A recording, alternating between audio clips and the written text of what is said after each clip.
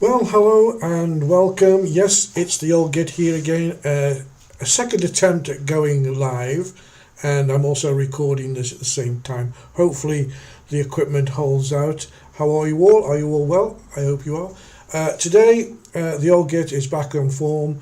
I did try and make a video and went live with it a few days ago. It wasn't all that good, but anyway, I'm getting there. But basically, what I aim to do, I am really disgusted with our politicians and the way the world's running, and it just makes me angry. The old Git is angry, always angry, because, after 71 years on this earth and watching it declining up its own backside, it's really, really getting to me. Now, today I want to focus on basically three things, and the first thing that I'm going to go is on the first topic of my vile temper is, of course, the rudest man in London. Now, who could that be?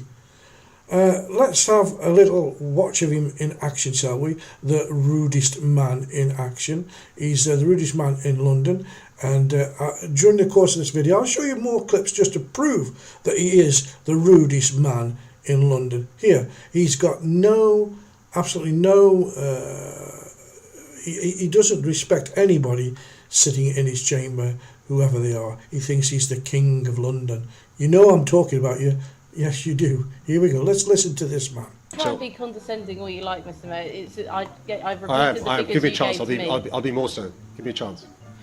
I think if you spent more time thinking about how you could answer these questions and less ways you could try and insult me over a petty word choice, then you'd probably be in a better position for London. What's that, pot, kettle, black?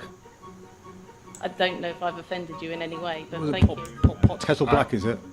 I think the Christmas Chair, the chair's woken up. Welcome, think the Chair. Christmas spirit has just left the room, so if we could stick to answering questions. Oh, thank goodness he's woken up.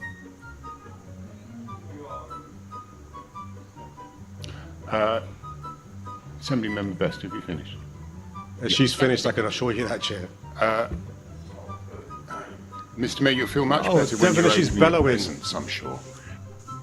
That's not the answer to the question. The question is, will you meet with tenants? You Maybe can the say answer you whatever you like. want, and you can say to them whatever you want. You can say it's the government's fault. I will come with you on that call, and if there's something we need to ask the government for, I will do that, and I will join you. Oh, but you've what said I'm that asking before. for you is, and when have you ever emailed me? When have you ever asked me to do anything? What? So, I'm Chair. I find it astonishing that this member doesn't know the financial challenges tearful faces. Well, there you go. I mean, that is the man himself being absolutely, as I would say, an arsehole. He has no respect for anybody in that chamber, thinks he rules London as the king, and he gets on with it and does and says what he wants and doesn't listen to anybody. By the way, I think the chat thing is working on YouTube. If you're watching on YouTube, you can give me a quick hello, and I'll be very happy to see a hello on there. But meanwhile, he seems to, this man is so rude. I mean, he was asked about the existence, and this is another subject that I'm covering today, of the Pakistani rape gangs, and the existence, how many is there in London? Is there any rape gangs in London? Any Pakistani rape gangs? Is there? He was asked the question, and true to form, he would not answer the question as he should. Just have a quick look. He doesn't even want to acknowledge the fact that there's such a thing as a grooming gang. He goes all round the houses, but he doesn't actually answer the question. Here he is again in action. When asked the question, Mr. Mayor, do we have any grooming gangs in London? And this is how he answered the question.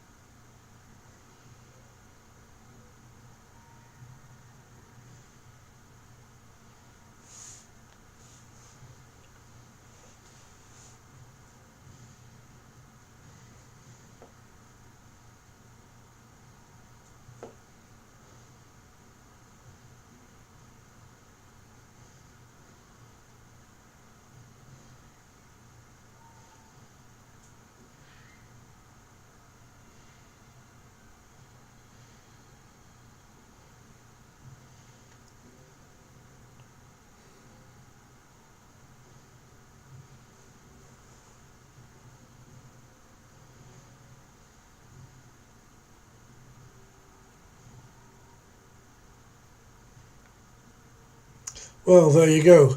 As rude as can be, and he doesn't want to talk about grooming gangs in London. In fact, again, he never mentioned Pakistani grooming gangs as what they are. There's no doubt about it. It's been proved. It's out in it's common knowledge, and thanks to Elon Musk, who has actually brought this question to the fore, and now people have been asking all aspects of the government, apart from the Starzy government, will not let anybody do an inquiry. In fact, I think Nigel Farage and the Reform Party actually said they would raise the money and do an independent inquiry into these grooming gangs. But they are Pakistani grooming gangs, and it is a problem, and it should be sorted out. Now, just to keep in the vein of the rudeness of the man, just have another listen to. I want you to really understand how this man is so rude, so arrogant, so self-centered. So he doesn't care about Londoners; he cares about his own ego. And let's just have another listen to how rude this man is before we carry on. Okay, so here he is again, being rude at the council meetings. He thinks he's the king of the world. What you should be doing, Chair, Mr. Mayor, this is a is speech. listening And Chair, to you've got what to be the impartial. residents Chair, you are must be saying to impartial. you. Chair, I know she's your leader. You must be impartial. Can we get an answer? Well, I was answering and you interrupted. Can I answer now? Perhaps you could be a bit more concise with your Well, answer. Chair, it's not for you to tell me how long I can answer for. Actually, it is. Well, no. If you could. Yeah. Mayor's- Know your it's Mayor's place, question Mr. time. Mayor. Know your Mayor's question place. It's Mayor's you could question be more It's not concise, Tory please. question time, Chair. It's Mayor's question time. So it's assertion times, is it, rather than question times? Well, apparently not, because we're moving on. So, Assembly Member Baker. The season of goodwill doesn't apply to the partial chair, I see. Shall I go on to something else that you might prefer, Mr. Mayor? So for In those your young people- manifesto- for those young people watching, not all politicians are rude, like Assembly Susan Hall. Some are very polite and courteous. And some answer questions, I think- everybody in the I think- audience. So the next question, let's have a bash. Mr. Mayor, I think those personal comments are uncalled for. The explanation or question? I think there's a question. Will that use up his time? You can answer the question, or you can not answer the question. No, I'm not going to bother.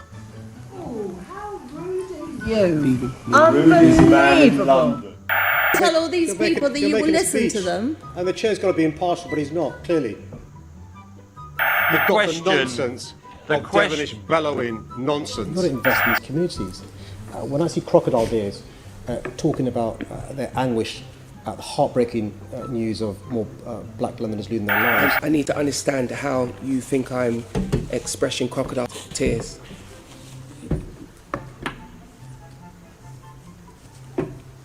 sorry, Chair, is that a question? Yes.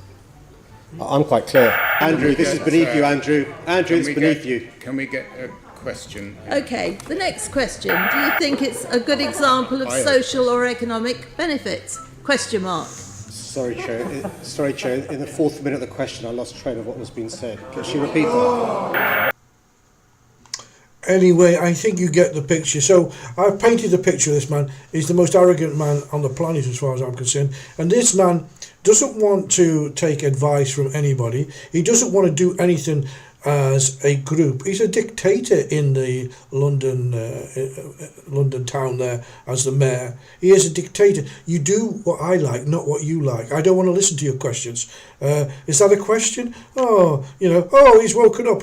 All this kind of thing is so rude. It's supposed to be a democratic place where things are discussed and agreed upon. But he's so dictatorial. It's unbelievable. I can't believe that man is voted in. But we know who votes for him, don't we? But there's also a question of the voting system to keep him there, and other voting systems too. But that again is probably a subject for another show. But whilst I'm rambling on, which I am, as you noticed at the very bottom down there, the ways to get in touch. You can, bestbeforetv@gmail.com, or go to X at bestbeforet.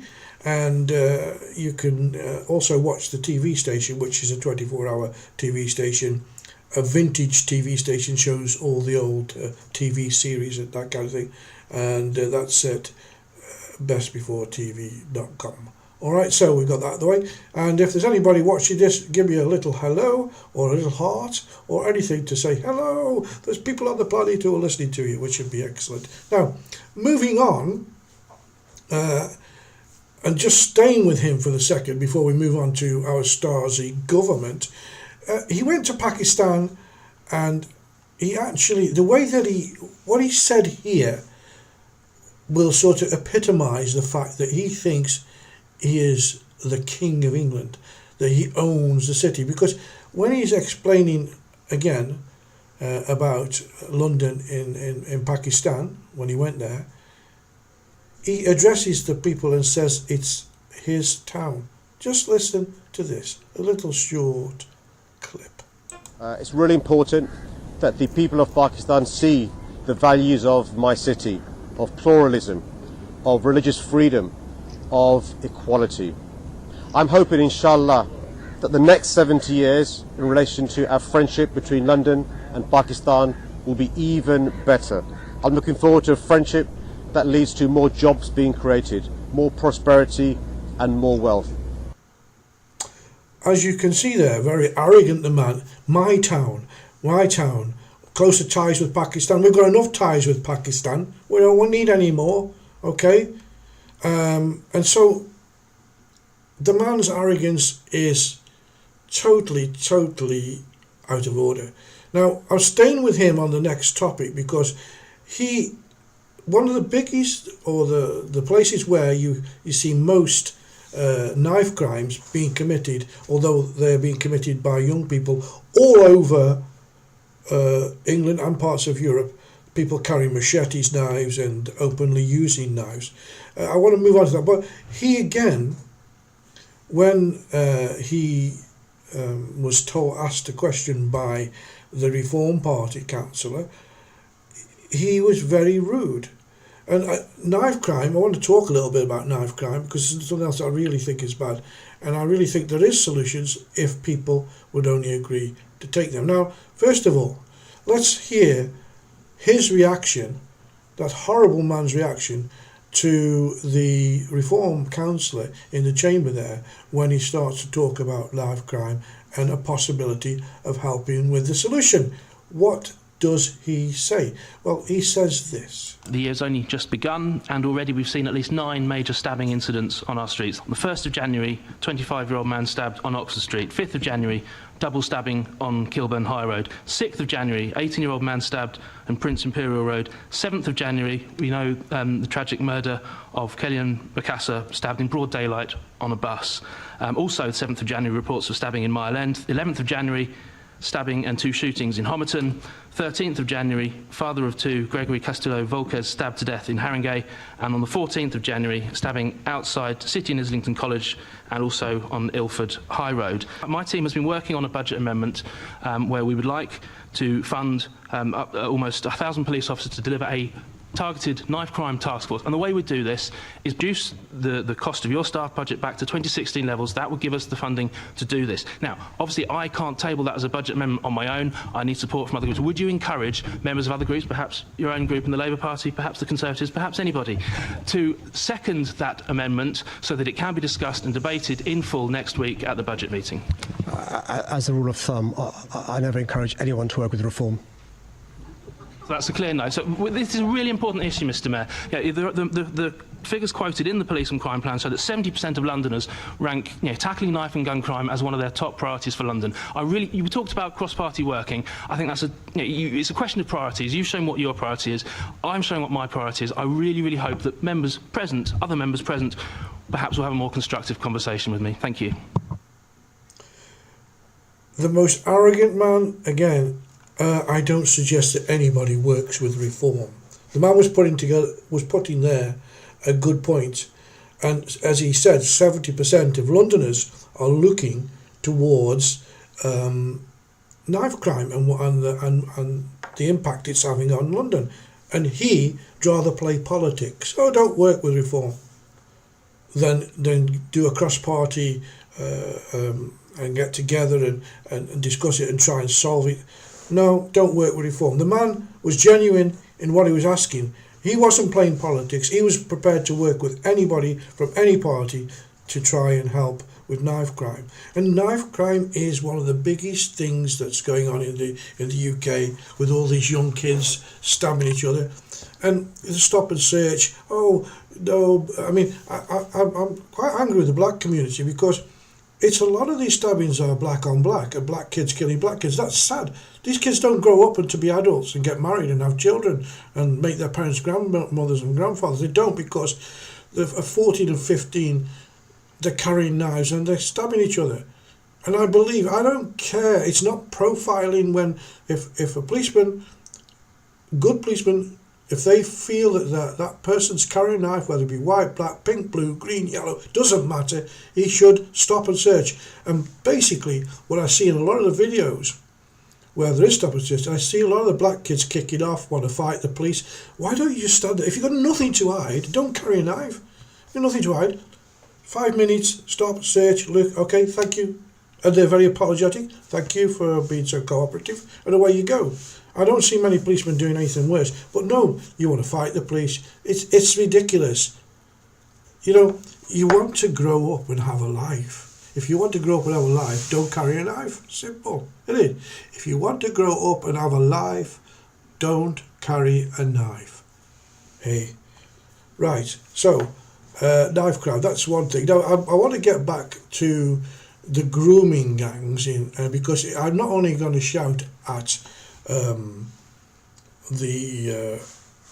mayor of London, or the king of London, whoever he thinks he is. It's also the Pakistani rape gangs. The British Labour Party have nothing. They try to cover up. I mean,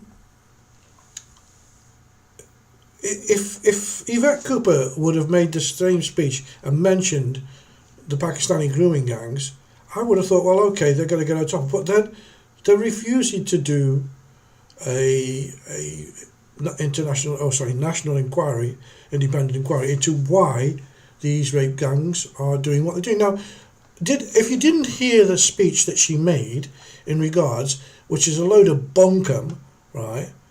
I'm going to play it for you now, and if you notice, she mentioned the Anglican Church and other institutions, but she doesn't mention Pakistani grooming gangs. She mentions grooming gangs, but not Pakistani grooming gangs, which are the biggest perpetrators and have been for many, many years. So listen to the speech, and you just pick out of it what you will. The Independent National Inquiry into Child Sexual Abuse completed its final report in 2022. It took 7 years, heard 7,000 personal testimonies and considered 2 million pages of evidence. They were devastating accounts of brutal rapes, sexual violence, humiliation, trauma, betrayal of vulnerable children by those charged with protecting them, and people in positions of power who shamefully put the reputation of institutions before the protection of children. The inquiry included separate detailed reports on organised child abuse in residential homes and schools, abuse and cover-ups in the Catholic and Anglican churches, and a 2-year inquiry published in February 2022 into child sexual exploitation by organised networks and grooming gangs, which itself examined over 400 recommendations made by previous inquiries and serious case reviews, as well as taking further evidence of its own. And there have been further reports since then, including on Telford and on police performance. But despite all those national inquiries, reports, and hundreds of recommendations, far too little action has been taken, and shamefully little progress has been made. That has to change. So before Easter, the government will lay out a clear timetable for taking forward the 20 recommendations from the final ICSA inquiry report. 4 of those are specifically for the Home Office, and I can confirm we have accepted them in full, including on disclosure and barring, and work on these is already underway. A cross-government ministerial group is considering and working through remaining recommendations, and that group will be supported by our new Victims and Survivors panel. In addition, I can confirm today that the government will implement all the remaining recommendations in the Child Abuse Inquiry's separate standalone report on grooming gangs from February 22, including updating key department education guidance. Well, there you go. As I said, the government refusal to have a national inquiry again. They're worried about losing the Muslim vote. I think that's part of it. Also, I think that, I mean, I'm not always into conspiracies, but I think there's a conspiracy here because they are, I'm sure, protecting some people of high level who've been participant in these grooming gangs. Keir Starmer keeps saying, I was the leader of the public prosecutions and I started all off the investigations. But he never says, again, if he's got nothing to hide, then why won't he allow an inquiry, a national inquiry, independent? No, we're going to go on to on the things that have been found before, where they never mention Pakistani grooming gangs. They only mention, as I say, the Anglican Church and other things. So, you know, I think there's a cover-up here.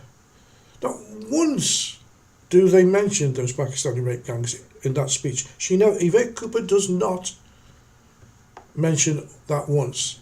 So, I think you should hang your head, Yvette Cooper. You and your commie government and not allowing an independent inquiry. And I hope Nigel Farage does come up with something that's going to force the government to do so. You can tell this is live now because you just had a vehicle go past. We're very close to a road. And anyway, I think that it's absolutely disgusting that this is going on. Now, moving on, is the rape and grooming going on still today? Is it still happening today? What do you think? Do you think it is? I think it is. And you know, what I don't understand, the mainstream media and certain platforms, some platforms don't even allow certain videos to go up because it might hurt somebody or might upset somebody. But I think that the truth has to be out. Now, I want to firstly show you, these are quite recent videos that I've got from social media that show that those groomers are still there, either independent or within gangs, and they're always so apologetic. Let's see this guy for a start. Sir, please, sir. No, why? You're sending he is pornography. I won't repeat again. Students. He was caught and he was arrested. I mean, I don't want to. Can you explain to me why you're here today to meet this child? I think he'd only been in the country 2.5 months or something like that. Okay. In the conversations with that child, you know, the guy is pleading, oh, don't, you know, I haven't done anything bad, sir. You know, he's pleading with these people. And this is really making me angry because the people who go out to capture these people are members of the public. Why aren't the police as proactive as these people, these mums and dads that give up their time and go out and try and capture these people? And they do capture them, they do hand them over. And then they get stupid sentences. I mean, here's another one. What about this child's parents? What about how they feel? Again, if I am parent, I will kill to someone. He's saying, oh, please, sir, don't, you know, I would kill somebody if, he goes on to say, I'd kill somebody if they did it with my children, and he doesn't have any children anyway, so how does he know? But, yes, it is still going on, and you know, he cries that he's sorry, and he didn't do it, then he go to court, and they get off with some stupid judge that says, oh, they don't understand the customs of our society. But let's put it this way, rape is rape, okay? And underage girls are underage girls. And if they don't know the rules when they come to the country, they should be given the rules straight away.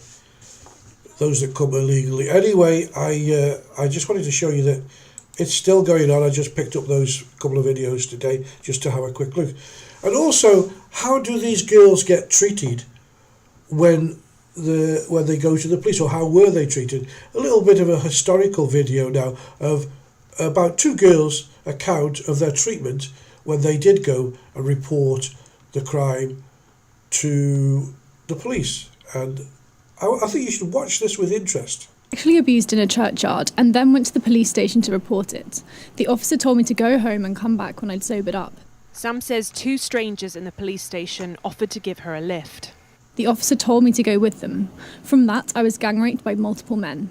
She was just 12 years old.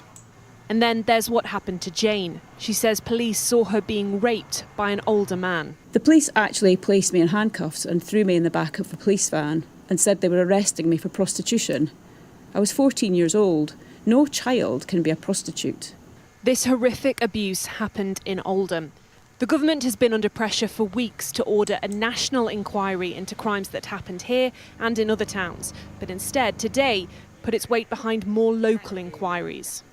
And as we've seen, effective local inquiries can delve into far more local detail and deliver more locally relevant answers and change than a lengthy nationwide inquiry can provide. It seems they will not be statutory inquiries under the 2005 Act. That means these local inquiries will not have the power to compel witnesses to attend or to take evidence under oath or to requisition written evidence. So if that's the case, how can they possibly get to the truth when faced with cover-ups? That's exactly what Sam and Jane fear. They say the government's announcement falls woefully short of what's needed. They're trying to shut us up and act like they're doing something, when in reality they're not doing very much. Today they met with Safeguarding Minister Jess Phillips. Recently a target for Elon Musk on social media, now survivors feel betrayed by her. The Labour Party do not care about our survivors and will do whatever they feel is appropriate for their party and not for us. The conversation around grooming scandals has become deeply political and often toxic, but exposing the truth is all the victims want, and that still feels a long way off.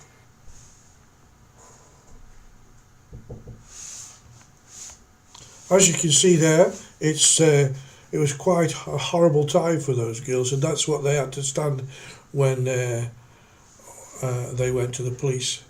Anyway, I'd just like to say that you've probably seen all that now and you understand. And the 3 things that I wanted to cover today I've done. Number 1 being the rudest man in London. If you disagree with it, well, you can send me a message, or disagree with me, send me a message at bestbeforetv. At X bestbeforet or at bestbeforetv@gmail.com, or you could actually send me some reaction on YouTube. But anyway, I think that's enough for today, and one more time I'll be back very soon with another video. And if you see me making funny faces on it, it's because it just makes me angry, and it just actually drives me absolutely crazy. So all I'm going to say is I hope you are getting well into the new year, and we'll be discussing the Starzy Government in more detail as we go along. Until the next time I see you, it's me saying, the old git saying, stay safe, and I'll see you soon.